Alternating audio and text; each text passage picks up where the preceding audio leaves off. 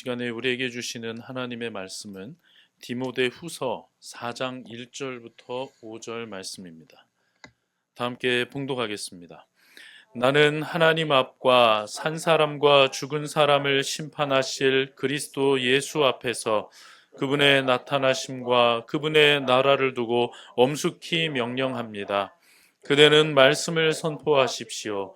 기대가 좋든지 나쁘든지 꾸준하게 힘쓰십시오. 끝까지 참고 가르치면서 책망하고 견계하고 권면하십시오. 때가 이르면 사람들이 건전한 교훈을 받으려 하지 않고 귀를 즐겁게 하는 말을 들으려고 자기네 욕심에 맞추어 스승을 모아들일 것입니다. 그들은 진리를 듣지 않고 꾸민 이야기에 귀를 기울일 것입니다. 그러나 그대는 모든 일에 정신을 차려서 고난을 참으며 전도자의 일을 하며 그대의 직무를 완수하십시오. 아멘. 자, 우리는 지금 신앙생활의 기본기를 공부를 하고 있죠. 그 중에서 오늘은 세 번째 시간입니다.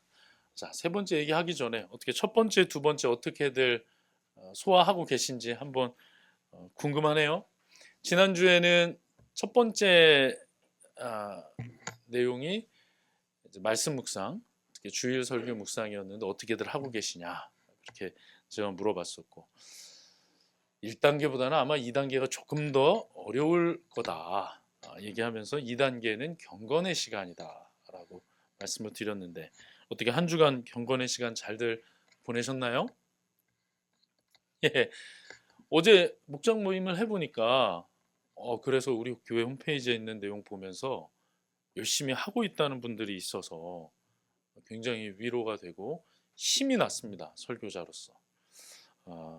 이거는 한 주 적용하라고 한 말씀은 아니니까 여러분들 계속해서 이 말씀 좀 붙드시고 적용해 가시기를 바랍니다. 자, 오늘은 이제 세 번째 시간인데요. 세 번째 내용은 제가 지난주에 말씀드린 것처럼 아마도 두 번째 거보다는 조금 더 어려울 것이다. 그런 말씀을 드렸죠. 세 번째 뭡니까? 자, 주보가 없어서 모르시나? 예, VIP 찾기입니다. VIP 찾기. VIP가 누군지 알죠? 교회에서 가장 소중한 사람, 전도 대상자. 전도할 사람을 찾는 것이 그게 일상적으로 일어나는 것이 이제 신앙생활의 기본기 세 번째입니다. 오늘 그 부분을 다루기 위해서 디모데후서 말씀을 좀 잠깐 보도록 하겠습니다. 바울 사도는 우리가 사도행전에서도 봤고 또 보고 있듯이 정말 하나님의 이 사역을 열심히 감당했던 분이고 또 성경도 많이 기록을 했잖아요. 하나님께서 그러니까 이 바울 사도를 성령으로 감동하셔서 하나님의 말씀을 남기시는데 아주 귀하게 쓰신 사람이란 말이에요. 그런 사도란 말이에요. 근데 이 바울 사도가 마지막으로 한 말은 뭘까? 마지막으로 가르친 내용은 뭘까? 그게 오늘 우리가 읽은 이 내용입니다. 디모데 후서는 바울 사도가 이제 감옥에 갇혀서 죽기 직전에 마지막으로 쓴 편지로 우리가 알고 있거든요. 근데 그 내용이 뭐냐? 전도자의 일을 감당하라. 이 내용이에요. 지금 4장의 내용이 쭉 있는데요. 4장의 내용을 보시면 9절 이하부터는 소제목이 뭐라고 되어 있습니까? 사사로운 부탁이라고 되어 있죠. 그러니까 이제 뭐 부탁하고 감사하고 이런 내용들로 채워져 있고요. 4장 1절부터 8절까지가 이제 실질적인 가장 중요한 마지막 가르침인데 그 중에서 6절부터 8절은 그간의 사역을 회고하면서 이제 하나님께서 나에게 상을 주실 것이다. 면류관을 허락하실 것이다. 하는 그런 내용으로 돼 있고 우리에게 실질적으로 강하게 도전하는 내용은 우리가 읽은 1절부터 5절까지에 담겨 있습니다. 그런데 이 디모데후서는 이제 목회 서신이거든요. 그러니까 바울 사도가 제자인 디모데에게 지금 목회하고 있는 그 교회를 이렇게 목회해 나가라라고 하면서 써준 편지예요. 그러니까 1차 수신자는 디모데이고 또 목회자 디모데인 거죠. 그러니까 이 말씀을 쭉 보면은 1차적으로는 교회를 목회하는 환경에 대해서 말씀을 하고 있다고 봐야 돼요. 자, 그런데 시작하는 내용이 아주 심상치가 않습니다. 나는 하나님 앞과 산 사람과 죽은 사람을 심판하실 그리스도 예수 앞에서 그분의 나타나심과 그분의 나라를 두고 엄숙히 명령합니다. 이렇게까지 묵직하게 말씀을 주다니. 하나님 앞과 예수님 앞에서 그분의 나타나심과 그분의 나라를 두고 엄숙히 명령한다.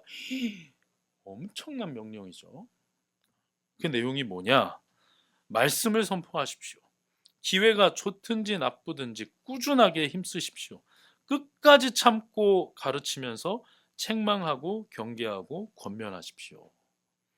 이제 아마 교회에서 말씀 잘 그대로 전하라 이런 내용이겠죠. 그런데 그 내용을 보니까 기회가 좋든지 나쁘든지 참고 애를 쓰라. 끝까지 참으라. 가르치라. 책망하고 경계하고 권면하라. 그러니까 이제 성도들을 목양해 나가고 또 설교하는 내용이 주로 이런 거죠.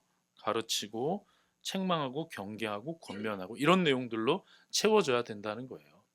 왜 이거를 하는데 참아야 할까? 그 다음에 그 이유가 또 나와 있습니다.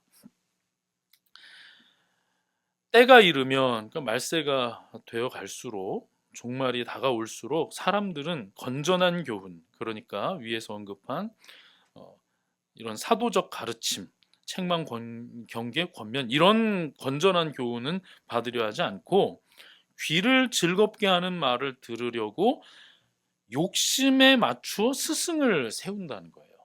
그러니까 입맛에 맞는 사람들을 세우려고 할 것이다. 그들의 입맛에 안 맞는 말을 하고 있어야 되니까 참고 견뎌야 하는 것이죠. 그러나 이 모든 일의 5절 보시면 정신을 그들은 4절 보시면 그들은 진리를 듣지 않고 꾸민 이야기에 귀를 기울일 것이다. 그러나 그대는 모든 일에 정신을 차려서 고난을 참으라. 그리고 전도자의 일을 하라. 그대의 직무를 완수하라 얘기합니다. 그러니까 마지막에 디모데에게 명령하면서 그의 사역의 정체성을 전도자로 정리를 해줍니다. 여러분 그렇습니다. 목회자는 기본적으로 전도자이고 교회는 복음 전하는 공동체죠. 맞아요. 자, 그런데 그러면 이 말씀은 교회를 담임하는 목사들만 받을 만한 말씀이냐? 그렇지 않습니다. 왜냐하면 성경은 모든 사람에게 주시는 하나님의 말씀이니까요. 성경에서 하나님께서 모세에게 말씀하시는 말씀은 나하고는 관계없는 얘기입니까? 모세한테만 주신 말씀입니까? 그렇지 않죠. 그 상황을 우리에게 그대로 전하시면서 우리에게도 하시는 말씀이에요.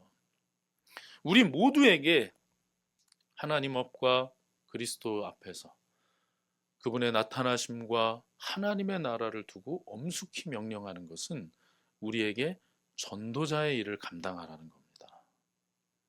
때를 얻든지 못 얻든지 그것이 인내가 필요하고 고난이 따라오든지 어떠한 상황 속에서도 전도자의 일을 감당하라고 우리를 부르신 거예요. 여기서 중요한 것은 이것이 엄숙한 명령이라는 사실입니다.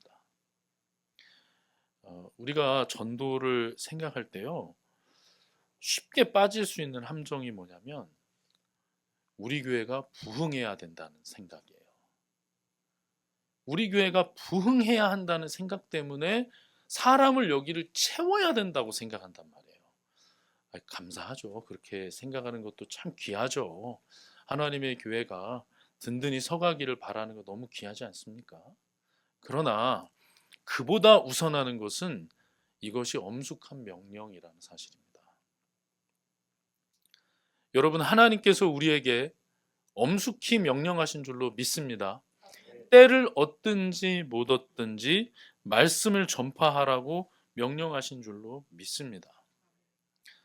자, 이제 신앙생활의 기본기 얘기하고 있는데 주일에 말씀 집중해서 듣고 한 주간 잘 곰곰이 생각해보고 순종하는 거 그것도 쉽지 않지만 매일 내가 시간을 정해서 하나님과 교제하는 거 쉽지 않죠. 자, 그런데 안 믿는 사람한테 예수님 전하는 건 얼마나 어려워요. 얼마나 어려워요. 사실 신앙생활 중에 제일 힘든 일일걸요.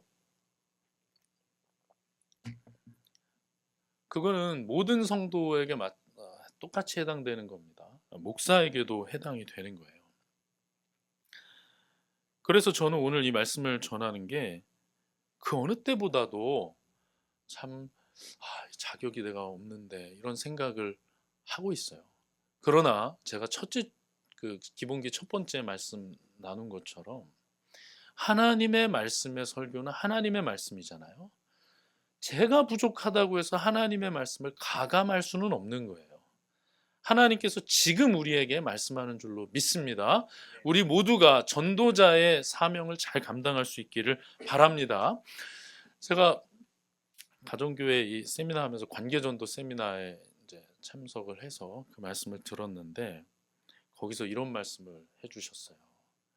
그분도 합심 목사님이셨거든요. 그 혹시 예전에 미삼교회라고 같이 그 갔던 사람 있죠? 그 낙도선교 미삼교회가 아닌가?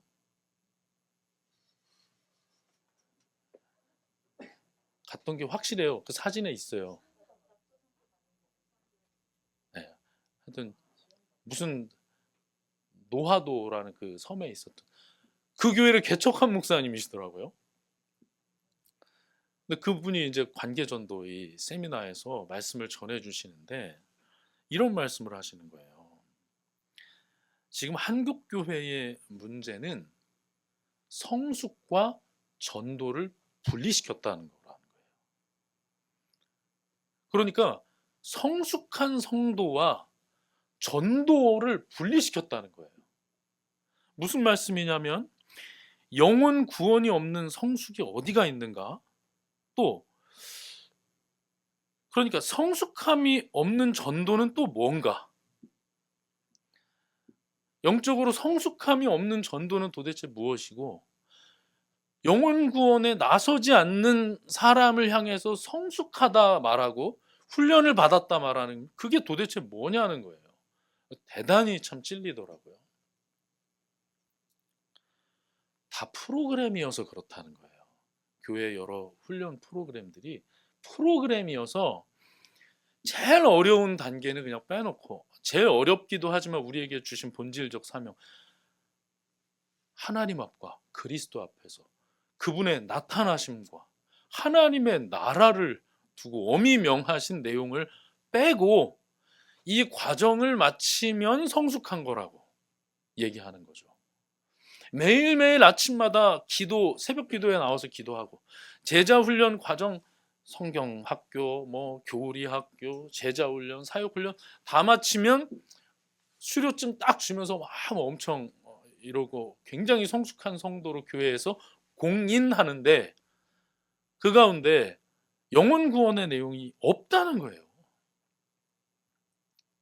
하나님께서는 의인 99명, 99명보다 죄인 한 명이 회개하는 것을 더 기뻐하시는데 한 사람의 회개 때문에 천국에서 잔치를 벌인다고 했는데 그것에 관심을 두지 않는 예수님 닮은 성숙이라는 게 어떻게 존재하냐는 거예요. 그런데 저나 또 우리는 그렇게 그 모든 훈련 과정들을 지금 밟아오고 있었잖아요. 얼마나 제가 찔렸는지 몰라요. 그러면서 제가 지금 이 얘기를 여기서 할까 말까 내가 너무 나를 좀 뭐라 하는 거 아닌가 하는 생각이 들어서 할까 말까 하다가 합니다. 들은 얘기니까 가감 없이 해야 되니까. 그분이 그런 얘기를 하시더라고요. 목사님이 담임 목사님이 담배를 피우면 어떻게 되겠냐는 거예요. 어떻게 될 것 같아요, 여러분? 제가 그 예전에 교회 사역할 때 교회 옆에서 막대사탕 불고 있다가 어떤 분이 저한테 와서 담배 피는 줄 알고 화들짝 놀래가지고 성도님이 와가지고 담배 피시는 줄 알았다 그랬어요.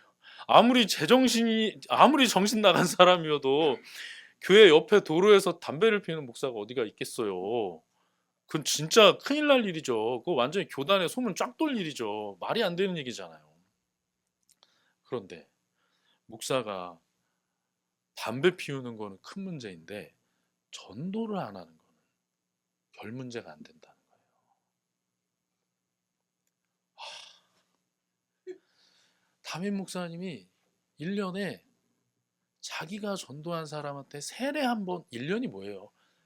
5년, 10년이 지나도록 본인이 전도한 사람한테 세례 주는 일이 없어도 아무 문제가 안 되는데 담배 한 대 딱 피면 그냥 끝장난다는 거예요. 도대체 자, 뭐가 더 중요한 것이며 우리는 누구냐 하는 거죠.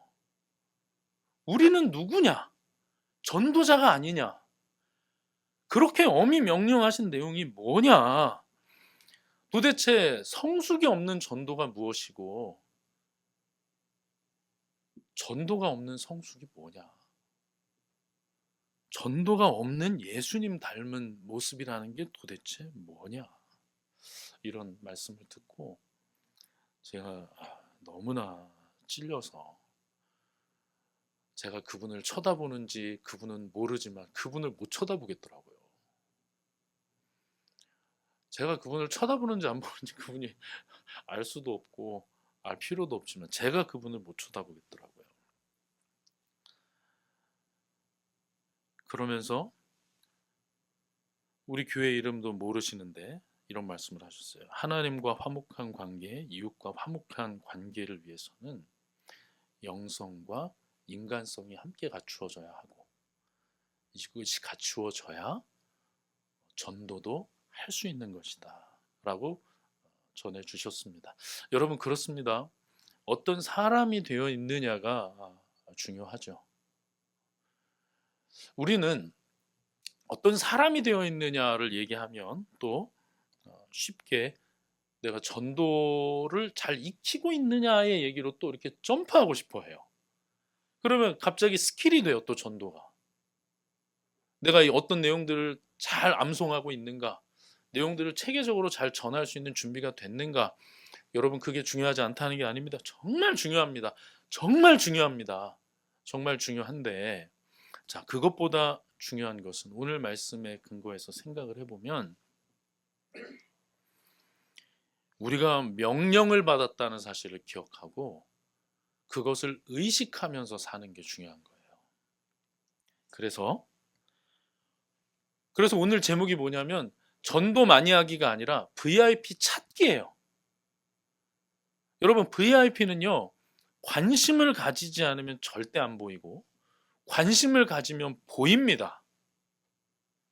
오늘 제가 여러분에게 전하고 싶은 내용은 관심을 가지고 있어야 된다는 거예요. 관심을 가져야 보인다는 거예요. 자, 이것은 바울 사도만 디모데후서에서 그런 말씀을 한 게 아니고 예수님도 승천하시면서 뭐라고 하셨습니까? 제자 삼으라 그러셨어요. 예수님께서 유언처럼 우리에게 남기신 것은 제자 삼으라는 거예요. 아시죠? 예수님이 부활하시고 40일 동안 제자들에게 뭘 보여주십니까? 다시 살아나셨다는 사실과 하나님 나라의 일, 이 두 가지를 가르치셨어요. 그리고 마지막에 승천하시면서 하신 말씀은 뭐냐? 지금까지 가르친 거 가지고, 배운 거 가지고 이제 가서 제자 삼으라는 거예요. 가라, 가르쳐라, 지키게 하라.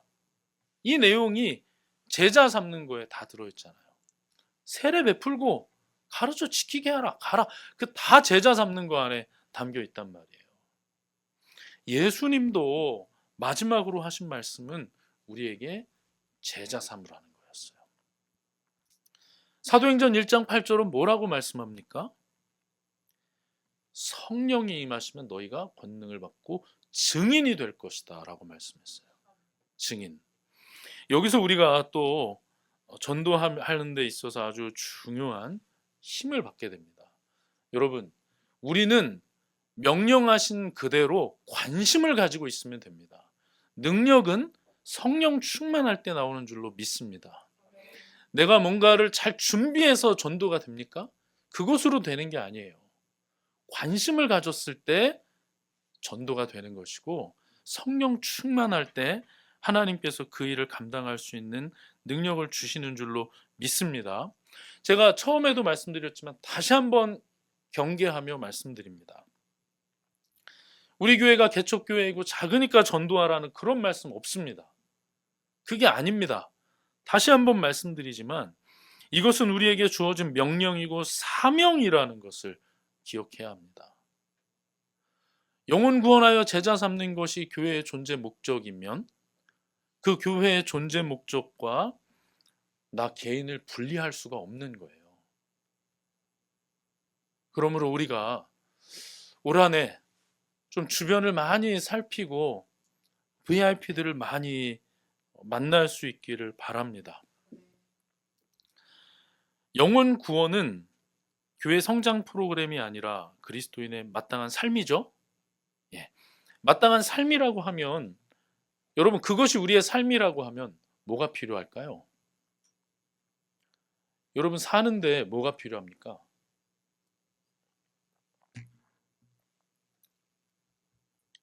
기도가 필요하고요. 우리 삶은 시간과 물질로 되어 있습니다.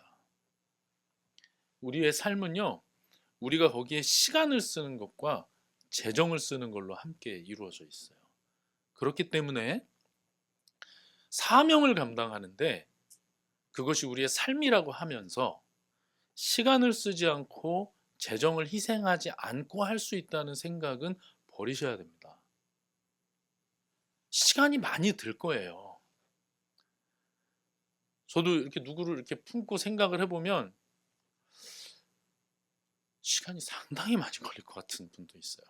자, 그런 부분에 대해서는 나중에 다섯 원리를 통해서 한번 말씀드릴게요. 이거는 이제 확신의 삶에서 나오는 거거든요.